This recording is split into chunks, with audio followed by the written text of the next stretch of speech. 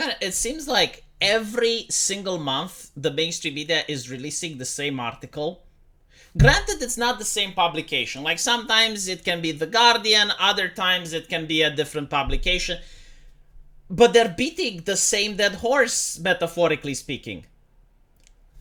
Apparently, they're upset that Meloni-Chan is using culture in order to promote herself. I've never seen a politician do this. It has never been done, except for the left.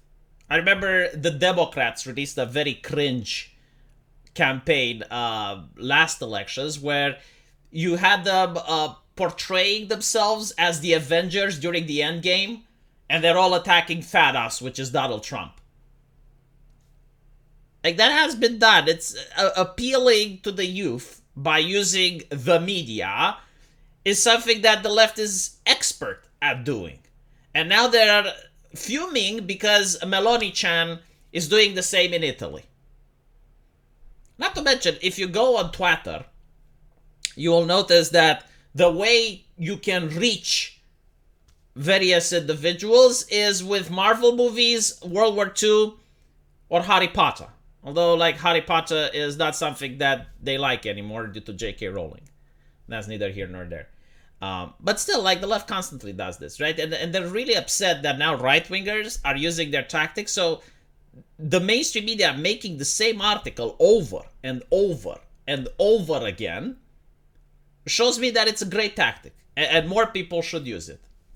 It's not something that I like, by the way, like using these childish references in manners of politics, but apparently it works.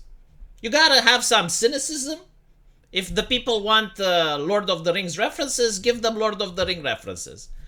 So apparently, Meloni-Chan, as a longtime fan of J.R.R. Tolkien, has used many of his quotes and has also displayed her affection for the fandom. I'm impressed they're not calling her a fake geek girl. They're not doing that, thank God. And they are absolutely bewildered and puzzled. Why is her government pushing this so aggressively? And first and foremost, I do not think that they're pushing it aggressively. The rainbow flag is being pushed aggressively by the United Kingdom.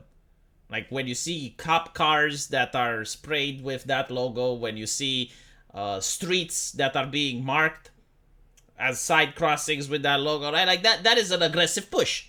The United States, when you see the flag over the White House in a position of more respect than the US flag itself, that is an aggressive push. I don't think if you go in Italy, you see Lord of the Rings references everywhere. I don't think you see a picture of Aragon over the Italian parliament.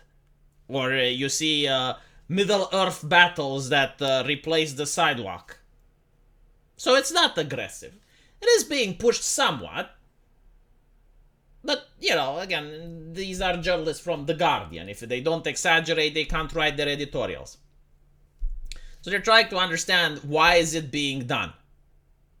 And the answer is simple. It's being done because it's effective. And then, as I said, it appeals to the youth.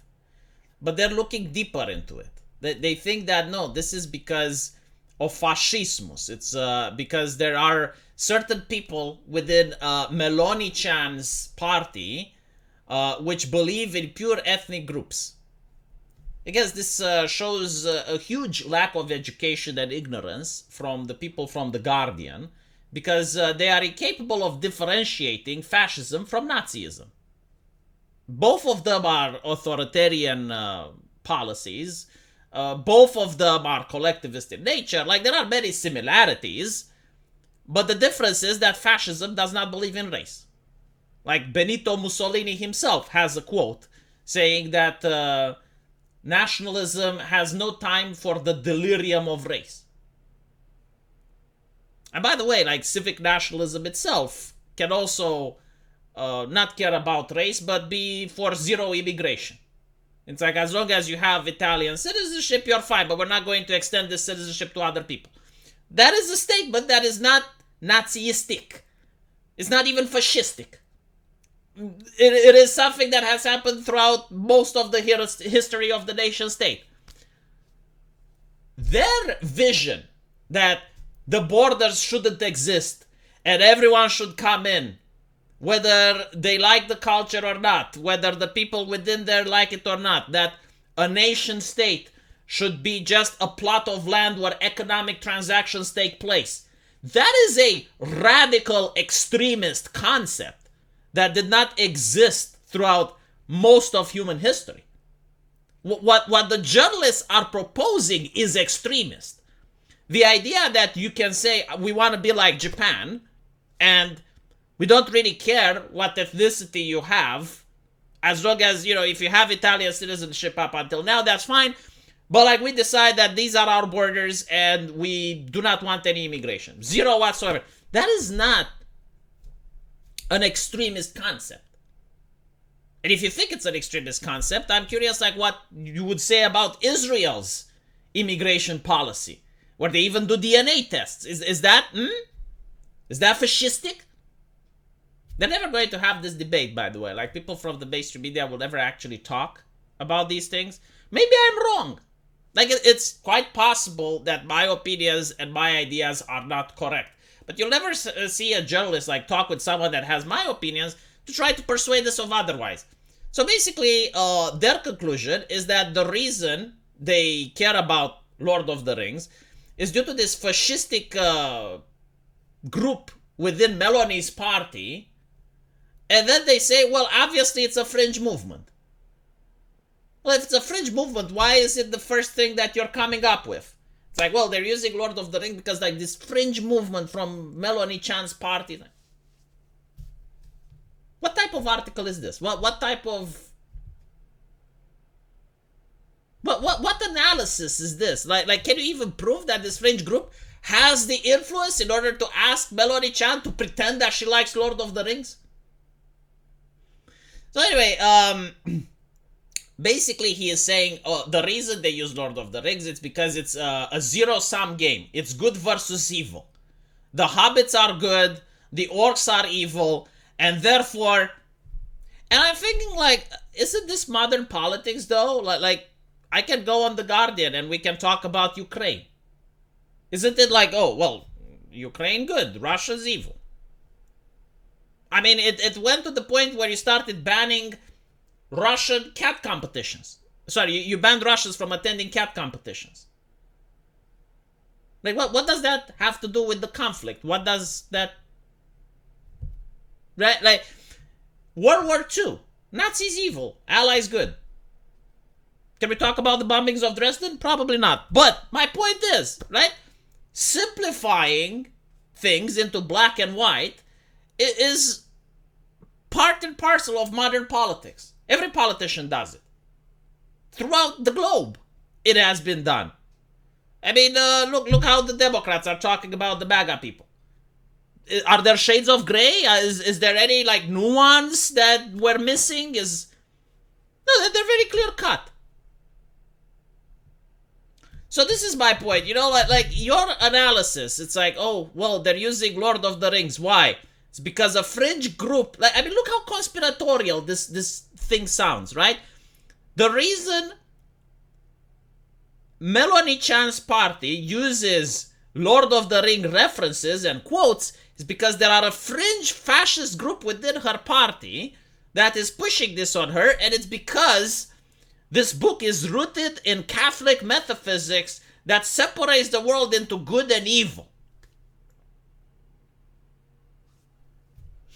I mean, you can separate, not to mention, like, if you think about it, the overwhelming amount of stories that we listened in our childhood, and comic books, and everything, was separating good and evil. Like, there are very few exceptions to this, and it's only recently that we're like, oh, we want the complex villain. We want the villain that's shades of gray and is kind of relatable. Like, this is modern storytelling. But in my teenage years and when I was growing up, like, the overwhelming amount of stories, including Lord of the Rings, it's like, okay, no, this is evil, this is good. Because the stories were trying to, not necessarily like try to get you to relate to the villains, but it was trying to give you some wisdom. It's trying to give you some advice, right? Like the frog and the scorpion. The frog is good because it wants to carry the scorpion across the water. The scorpion stabs the frog. The scorpion is evil. There's no shades of gray for the scorpion. But the reason for the tale is not so you can empathize with the scorpion or to understand that, well, actually the scorpion is this complex figure that's a victim of socio-societal factors. And no, the idea is that being too kind, being too empathetic can sometimes lead to your detriment. Like, for example, being empathetic to a Marxist. And you're hiring them in your company, you're giving them a position of power and influence, and then you go pick at your face when you realize that they're trying to cancel you on social media. It's in his nature. This is a Marxist. Like, what did you expect, right? Like, this is what the story tries to teach us. Like, your empathy needs to be channeled appropriately. So anyway, right, I just wanted to laugh at this analysis. Like, it's so interesting how they write these things, and I guess like the people who read them are like, yeah, no, that's legit. Yes, like there is like this fringe group within it, and not to mention, right, like this is British news. Like, it's news for the British public. Why do they want the British public to be against Meloni-Chan? Like, if you're in the UK, why must you think that Meloni-Chan is evil? Because this is what the article is about, right? Like, they're not talking about her economic policies. They're not talking about if she's doing good or bad. Like, what is the opinion of the Italians for their prime minister? No. It's like, she's evil, fascism, blah, blah, blah, blah. Right? And it's such a low-level analysis as well. So the question is why? Like, why do you do this? Like, I don't get these types of articles in my newspapers. Like, I don't get it's like, oh, look, the British Prime Minister, look how bad he is, and this is why you need to dislike. I don't get this. But the Guardian is filled with such articles. It's almost like it's their bread and butter.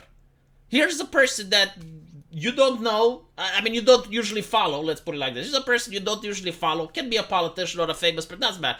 But like, here's this person. This is why you need to dislike them. They're bad. And then they do the opposite as well. Oh, this is this person. Greta Thunberg. Amazing. I mean, God chosen. God gifts to Earth. Anyway, right. Let me know what you guys think. And as usual, I will see you in the comment section. Take care.